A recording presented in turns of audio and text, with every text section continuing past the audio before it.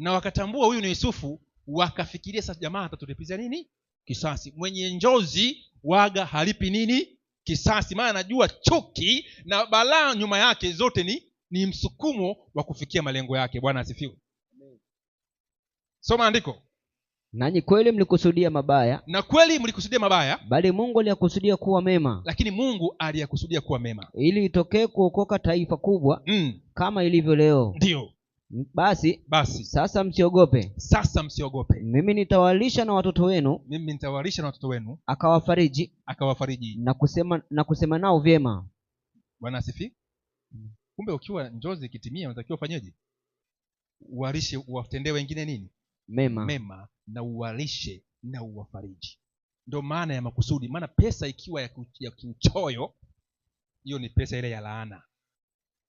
Pesa ambayo imetafutwa kwa njozi ya Mungu, kwa ndoto, ni baraka kwa watu wengine. Sasa naomba tuje kwa Musa. Hapa tutaanza kwa haraka tu. Musa, kumbuka alizaliwa katika nchi ya Misri, na kidogo wakati ule anazaliwa, Farao alikuwa anaua watoto wa kiume wa nini? Wa Israeli, ili kuondoa kile kizazi. Lakini Mungu akafanya muujiza, Musa akakulia katika jumba la nini? La kifalme la Farao. Yaani yule ambaye ni mwokozi wa Israeli, Farao anawinda kuangamiza nje, anakulia ndani ya jumba. Bwana asifiwe. Njozi ya Mungu haianguki. Haleluya. Yaani mara nyingi njozi ya Mungu haianguki, lakini inaweza ikaangushwa na wewe mwenyewe. Na nitakupa mfano watu walioangusha njozi ya Mungu. Mungu aliwachagua, lakini wakafanyaje? Wakajiangusha katika njozi zao. Na wengi leo tumejiangusha. Mungu ametuchagua, lakini tumejiangusha. Musa akakuwa ndani ya jumba la Farao. Yaani Farao anatuma majeshi angamiza vijana wote wa Misri. Na ukisoma kwenye Practical Prophet, shetani alitambua kabisa kuna mwokozi atafanyaje? Atazaliwa ndani ya Israeli. Lakini shetani anatoka kwenda kuangamiza kule. Wewe uko wapi?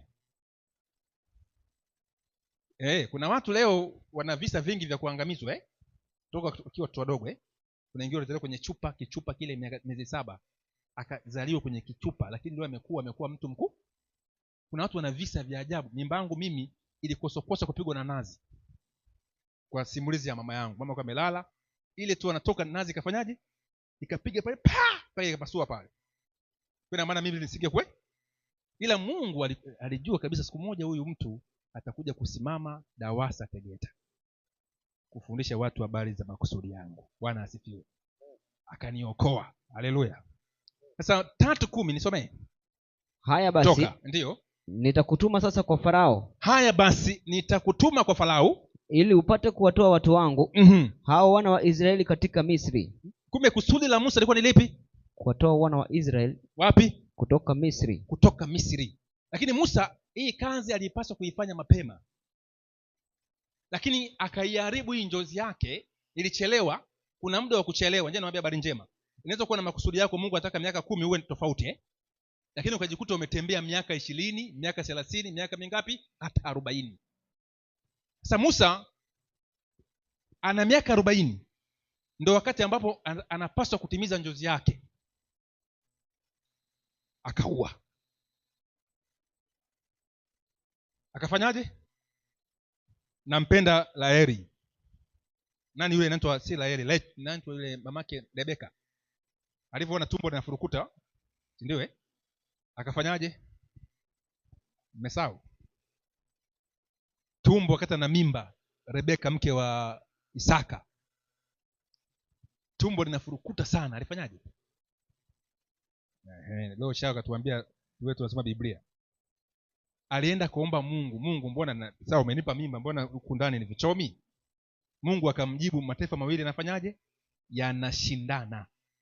Ila mmoja atamtumikia mdogo, mkubwa atamtumikia nani? Mdogo. Kwa hiyo Rebeka anazaa watoto wake, anajua Yakobo atakuwa mkuu kuliko nani? Esau. Bwana asifiwe. Wamao simejifunza hapo. Lazima upige maombi ujue haka katoto nako kazaa kana makusudi gani? Kusudi lake ni lipi? Si kulisha ugali tu na maharage na kunyonyesha. Leo vijana wengi tunataabika mtaani kwa sababu wazazi wetu hawakutuandaa. Bwana asifiwe. Wenyewe walijua kutuandaa sisi ni kutupeleka katika primary school, form 1 mpaka chuo. Alafu wanatuambia urisi ni nini? ni elimu. Sasa niambie leo ni wangapi hawajaajiriwa? Tumekuwa mizigo katika manyumba ya familia zetu. Kwa hiyo wazazi hawaja play part kujua kusudi la mtoto.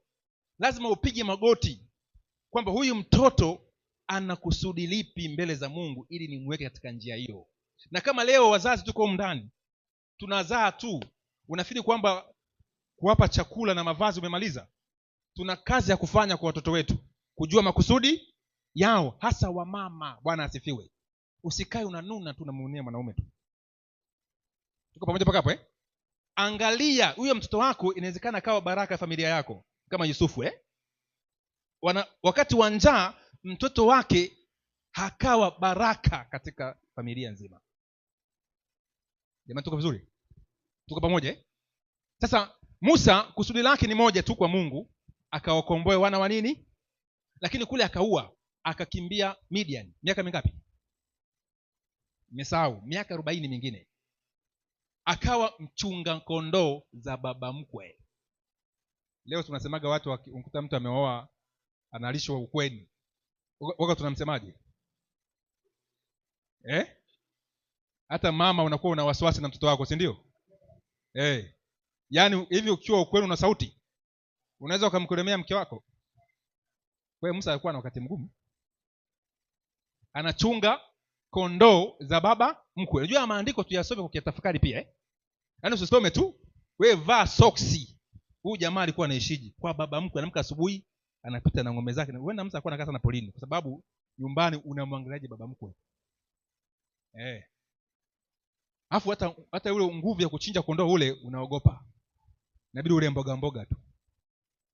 Miaka 40 akachunga kondoo mpaka akasahau makusudi.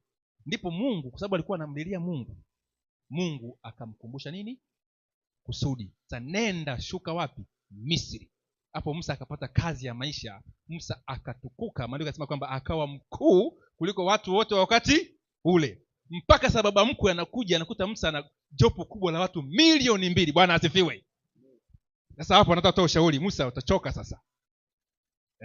Panga watu wakuu wa 10,000 wa 100,000. Lakini wakati huo hakuweza. Alikuwa anaambia wewe, hizi kondoo mbona zinaumwa? Mbona zijakata manyoya? Lakini huwezi kuwa na heshima katika ulimwengu huu kama huna kazi ya maisha. Bwana asifiwe. Kama huwezi tena watu wananizalau.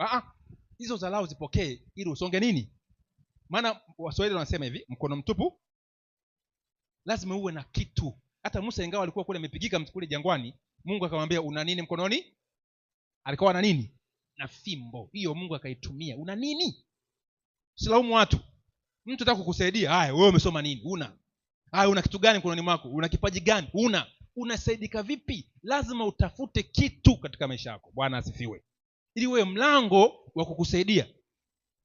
Hata leo kuna watu wanang'ania kwa uhubiri, ila kama Mungu hajakuita, kama hauna kusudi, utakuwa mhubiri ambaye hata nisiseme. Tuko pamoja Haya. Kwa Musa akapata kazi ya maisha. Daudi, hebu nisomee Samueli wa kwanza 16. 10 anasema. Nasemaje? Yese akawapitisha wanawe 7 mbele ya Samueli. Ndio. Samueli akamwambia Yese, Bwana hakuwachagua hawa. Bwana hakuwachagua hawa. Hapo Mungu anatafuta mfalme wa nini? Wa Israeli. Sasa anamtuma nabii Samueli, nenda kwa nyumba ya Yese, nichagulia hapo. Jana nilikuwa naangalia House of David. Wiki nzima nilikuwa naangalia House of David, nilikuwa nataka nijifunze maisha ya Daudi. Sasa nenda, nataka mtu katika nyumba ya Yese. Sasa leo angalia bwana, familia zetu bwana Mensod. Yaani Mungu anakuja anataka mtu kwako, au sio? Hebu Mungu alivuka familia ngapi za Yuda? Zilikuwa ziko nyingi. Akachagua familia ya nani? Ya Yese. Na ndani ya Yese alikuwa anamtafuta mtu huyu mmoja tu. Si kwamba wale wengine walikuwa na makusudi. Maana wafalme hawezi kuwa wawili katika nchi moja ama watatu. Mfalme ni huyu mmoja tu. Nenda kwa Yese, soma andiko. Kisha Samuel akamwambia Yese, watoto wako wote wapo hapa? Naye akasema, amesalia mdogo wao, na tazama, anachunga kondoo. Basi Samuel akamwambia Yese, tuma watu wamlete, kwa sababu hatutaketi hata atakapokuja huku. Basi akatuma mtu, naye akamleta kwao. Naye alikuwa mwekundu, mwenye macho mazuri, na umbo lake lilikuwa la kupendeza. Bwana akasema, ondoka umtie mafuta, maana huyu ndiye. Bwana anasema ondoka umtie nini? Mafuta.